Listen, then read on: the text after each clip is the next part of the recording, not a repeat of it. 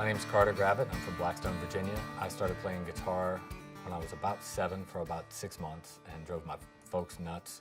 My mom was a classical pianist and my father was a big music fan, so they wanted me to play something, but they didn't win that time. But the bug bit me when I was in high school, I guess, and right before I went to college I started playing. And Terry helped me out a bunch, getting me started. When I went to school, my hall freshman year, there were a ton of guitar players, and it was fun to listen to everybody and try to learn. I was easily the worst one there. My second year, they started a band, and I didn't get to be in it, so I was super bummed. And I was like, all right, well, I'll start my own band. And I got a drummer and a bass player that I knew, and Terry was in the good band, and I went over and asked Terry if he'd come play in my band, because he was the best guitar player around. And he was like, yeah, sure, in true Terry fashion. And yeah, we got Barry and started playing REM songs and anything else we could think of. This guitar was rebuilt by a Richmond repairman that I've been using since I moved into town. I was lucky enough to meet him. And it was put back together from a big pile of parts. I don't know what happened. It might have been hit by a tractor.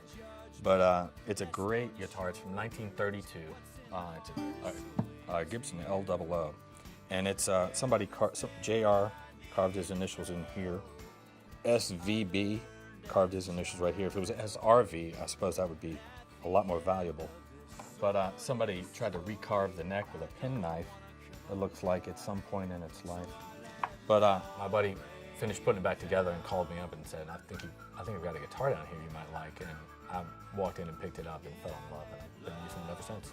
This guitar has got it's not as big, like the range isn't like a full-size piano. You know, if you think about a piano, it's got this really big low end and this really bright top end.